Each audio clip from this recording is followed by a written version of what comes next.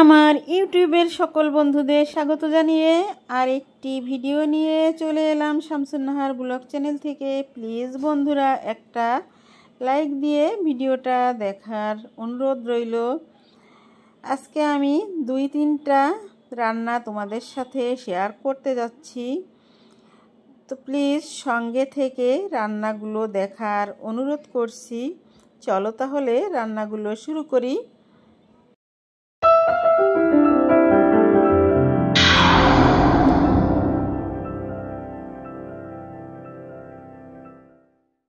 আসসালামু আলাইকুম বন্ধুরা, এখানে দেখো আমি পেঁপে কেটে নিছি, পেঁয়াজ, রসুন, জিরা, কাঁচামরিচ। এবার এই যে দেখো কড়াইতে পানি বসালাম আর পানিতে হলুদ দিয়ে দিলাম, লবণ দিয়ে দিলাম। এখন দিয়ে দেব, দেখো পানিটা কিন্তু ফুটে উঠছে। এখন দিয়ে দেব পেঁপেগুলো। বন্ধুরা আজকে আমি এই যে এখন শুরু করলাম পেঁপে ঘন্ট রান্না। তো দেখো হলুদ লবণ দিয়ে পানিটা ফুটে উঠলে তারপরে পেঁপেগুলো দিয়ে দিলাম। আর পেঁপেগুলো কিন্তু কেটে ভিজিয়ে রাখা যাবে না, পেঁপেগুলো কেটে রেখে দিতে হবে। পানি যখনই ফুটে উঠবে তখনই কিন্তু পেঁপেগুলো ধুয়ে দিয়ে দেব, তা না হলে পেঁপেগুলোর উপরে একটা পর্দা পড়ে যায় আর ওটা সিদ্ধ হতে সময় লাগে, আর পর্দাটা কিন্তু ওইভাবেই থেকে যায়। আর এখন আমি দিয়ে দিচ্ছি কাঁচামরিচ। কাঁচামরিচটা দিয়ে তারপরে হচ্ছে নেড়ে চেড়ে মিশিয়ে দেওয়ার পরে তারপর ঢাকা দিয়ে সিদ্ধ করে নেব আগে। সঙ্গে থাকো আর দেখো আমি আজকে পেঁপে ঘন্টটা কিভাবে করি। বন্ধুরা একভাবে কিন্তু ঢাকা দিয়ে রেখে দেব না, মাঝে মাঝে কিন্তু নেড়ে দিতে হবে। দেখো পানিটা কিন্তু অনেকটাই টেনে আসছে, তো পানিটা আরও একটু শুকিয়ে নিতে হবে। তারপর হচ্ছে এই পেঁপেটাকে সিদ্ধ হয়ে গেলে এটাকে ঘুটে নিতে হবে, তারপর হচ্ছে বাগার দিতে হবে। এখানে কিন্তু পেঁপেতে একটু চিনি দিয়ে দিতে হবে, চিনি দিলে স্বাদটা ব্যালেন্স হয়, খেতেও সুস্বাদু লাগে। এই যে আবারও আমি দেখো নেড়ে চেড়ে ঢাকা দিয়ে দিলাম। আর এই যে দেখো আমি আবারও ঢাকনাটা তুলে নিয়ে এখানে আমি দিয়ে দিলাম জিরার গুঁড়ো। জিরার গুঁড়োটা দিয়ে আবারও একটু নেড়ে চেড়ে মিশিয়ে দিচ্ছি।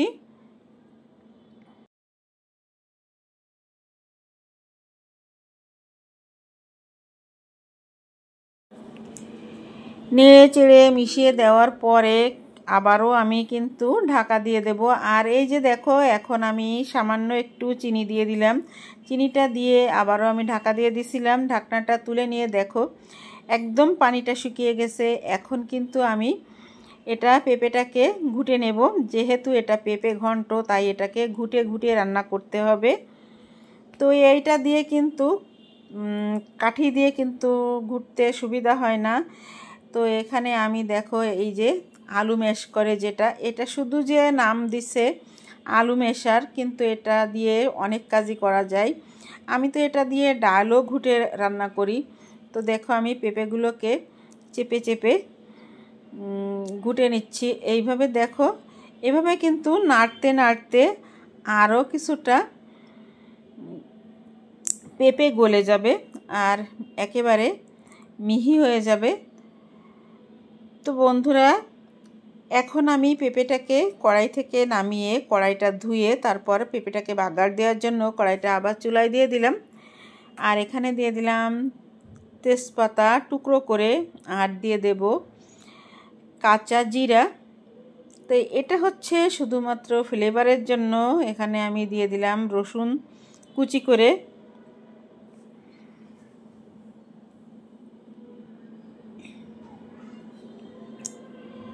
এই রসুনটা যখন হচ্ছে লালচে হয়ে আসবে তখন আমি এখানে পেঁপে দিয়ে দেব। দেখো আমি পেঁয়াজ কুচিও দিয়ে দিলাম।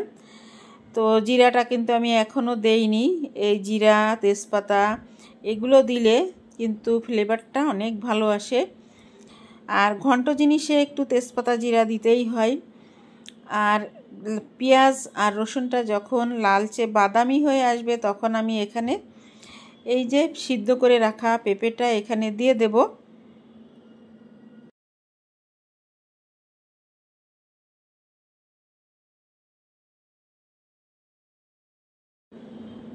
দেখো বন্ধুরা, সুন্দর একটা কালার চলে আসছে কিন্তু। আর এই যে সিদ্ধ করে রাখা পেঁপে আমি এখানে দিয়ে দিলাম। এই পেঁপে রান্না দিয়ে কিন্তু রুটি, পরোটা, গরম ভাতের সঙ্গে খেতে জাস্ট অসাধারণ লাগে। এক প্লেট ভাত এটা দিয়েই খেয়ে নেওয়া যায়, আর কিছুই লাগবে না। যদি এই পেঁপে রান্নাটা এই পেঁপে ঘন্টটা যে কোনোভাবে রান্না করলেই কিন্তু মুখরোচক হয়। আর এটা দিয়ে এক প্লেট ভাত খেয়ে নেওয়া কোনো ব্যাপার না। তো দেখো আমি বাগার দিয়ে আরও কিছুটা যে একটু পানি পানি ভাব আছে ওটাও আমি একেবারে শুকিয়ে নেব।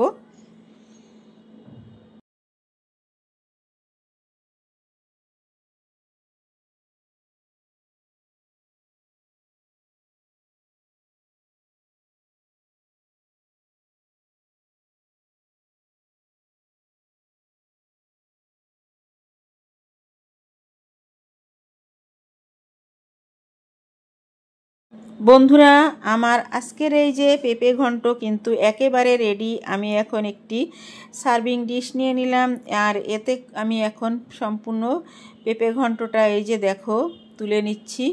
কেমন লাগলো আজকের আমার এই পেঁপে ঘন্ট অবশ্যই কমেন্টের মাধ্যমে জানাবে।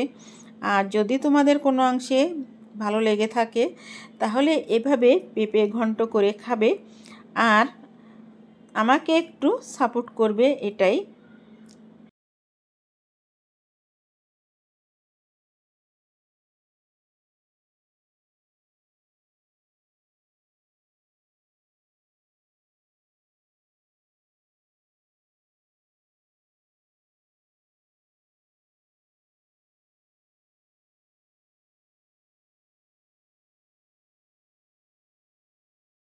বন্ধুরা, চলে আসলাম আরেকটি রান্না নিয়ে। এখানে দেখো কাঁচামরিচ, পেঁয়াজ আর রসুন থেতো করে নিছি, আর হচ্ছে ট্যাংরা মাছ আর আলু কুচি করে নিলাম। আর এখন এই যে ট্যাংরা মাছ আর আলু এই যে কড়াইতে দিয়ে দিচ্ছি। কড়াইতে দিয়ে পেঁয়াজ, রসুন, কাঁচামরিচ একসঙ্গে আমি সব দিয়ে দেব। দিয়ে তারপর সুন্দর করে হাতে মেখে নেব।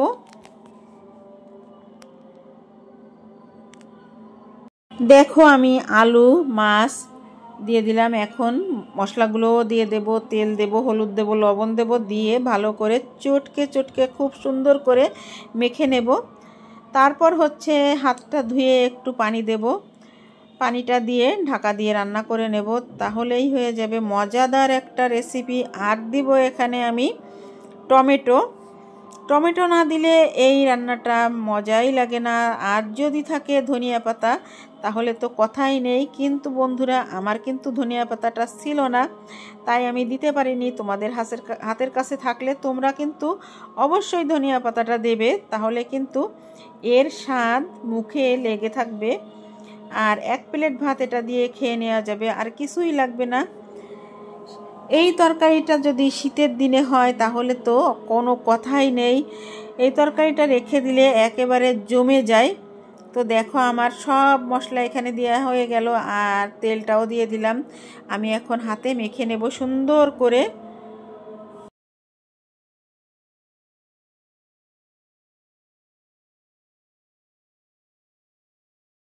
আর এই যে ট্যাংরা মাছটা, এই ট্যাংরা মাছটার আমাদের এখানে একটা নাম আছে। তোমরা কি নামে জানো জানি না, তোমরা অবশ্যই কমেন্টের মাধ্যমে জানাবে তোমাদের ওখানে এই ট্যাংরা মাছটাকে কি নামে ডাকা হয়। তো এখানে বলে বাইজো ট্যাংরা, কেউ বলে বুজুরে ট্যাংরা। আমার মার মুখে শুনি যে বজুরে ট্যাংরা, আমরা বলি বাইজো ট্যাংরা, এইটাই।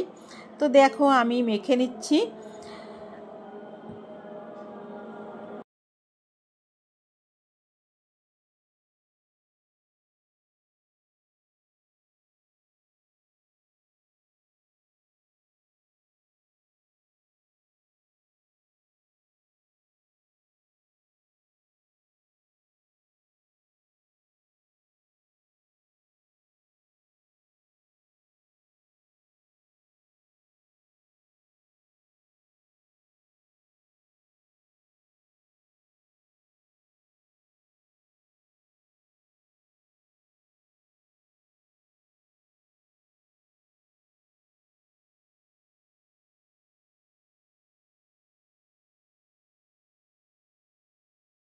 বন্ধুরা মাখা হয়ে গেল। এই দেখো আমি এখন পানিটা দিয়ে দিলাম। তো খুব বেশি কিন্তু পানি দেওয়া যাবে না, আবার একেবারেও শুকনা করলে কিন্তু যেভাবেই রান্না করো এই মাছটা সেভাবেই কিন্তু এর স্বাদ অতুলনীয়। তো একটু হলুদ একটু কম হয়ে গেছিলো, আমি সামান্য আরও একটু হলুদ দিয়ে দিলাম। আর এখন নাড়া দিয়ে হলুদটাকে মিশিয়ে দিয়ে তারপর ঢেকে রান্না করব। বন্ধুরা এই যে দেখো ঢাকা দিয়ে দিলাম, আর কিছুক্ষণ পরে সেই ঢাকনাটা আবার এই যে আমি তুলে নিলাম। আর একটু নাড়া দিয়ে তারপরে আমি এখানে টমেটোগুলো দিয়ে দেব। বন্ধুরা দেখতে থাকো আর আমার সঙ্গে থাকো, আমাকে একটু সাপোর্ট করো। আর যদি কোনো নতুন বন্ধু থাকো তাহলে চ্যানেলের পাশেই থেকে যেও, সাবস্ক্রাইব করে পাশে থাকা বেল বাটনটি অন করে দিও, তাহলে ভিডিও ছাড়ার সঙ্গে সঙ্গে তোমাদের কাছে পৌঁছে যাবে। বন্ধুরা তারপরে চলে আসলাম আরেকটি রান্নায়। এই যে দেখো